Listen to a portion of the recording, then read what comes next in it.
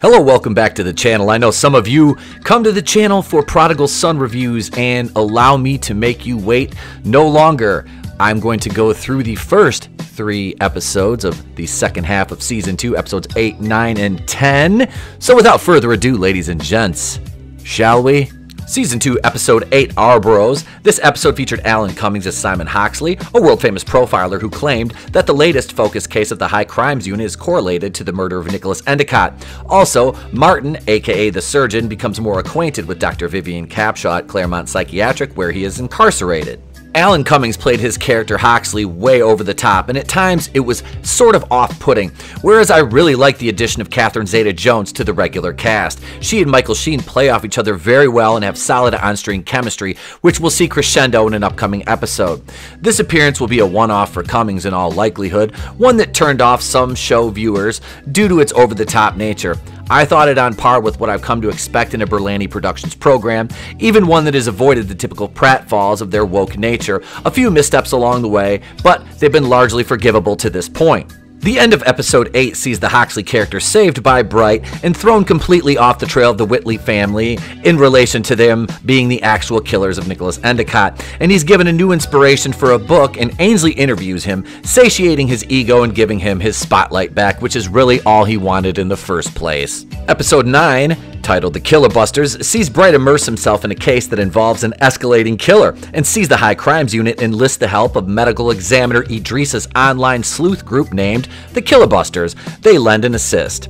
We get a considerable amount of Idrissa and her pent-up sexual frustrations also, and she actually meets someone who they may or may not include in the future as a romantic interest for her, probably not, in the form of a fellow sleuth. This is good for the plot, in my opinion, because it ceases her pining for Bright, and she kind of lets her freak flag fly a little bit in this episode. This episode also dives into Jessica taking on the daunting task of writing a book about her life and her family as it pertains to her husband, the surgeon.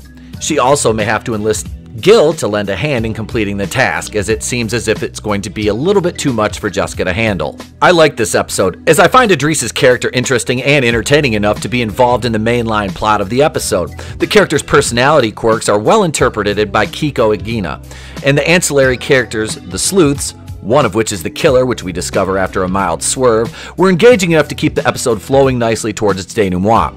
And also, this is the episode where are you ready for this? The surgeon engages in coitus with Dr. Vivian Capshaw.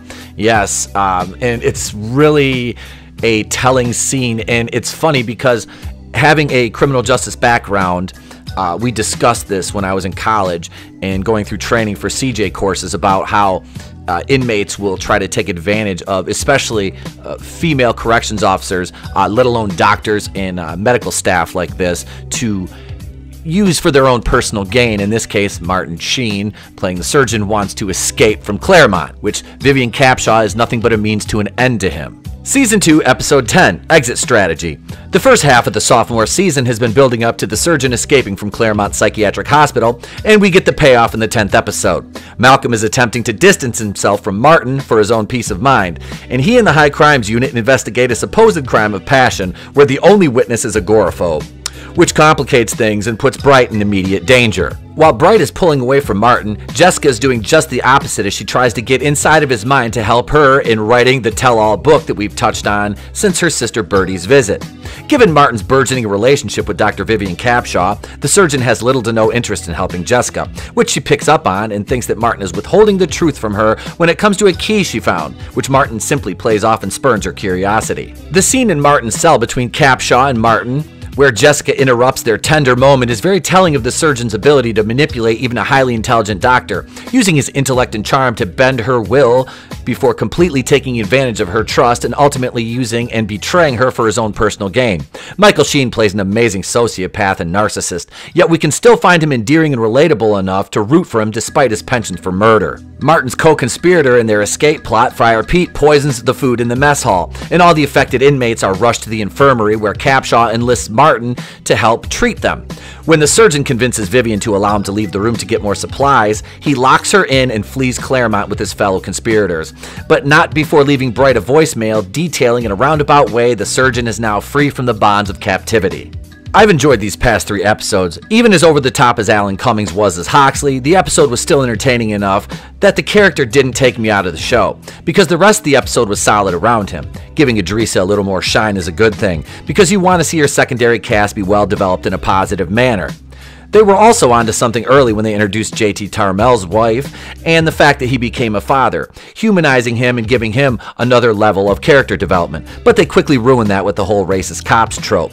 Danny Powell and Malcolm should be paired up, but the will they won't they vibe that's going on with the writing is clearly establishing the fact there's something between them, and the universe is keeping them apart. Gil and Jessica's individual and respective arcs have been good. Ainsley, played by Halston Sage, was absent in the 10th episode, which was kind of a letdown given how they've developed her character and what she's shaped up to be.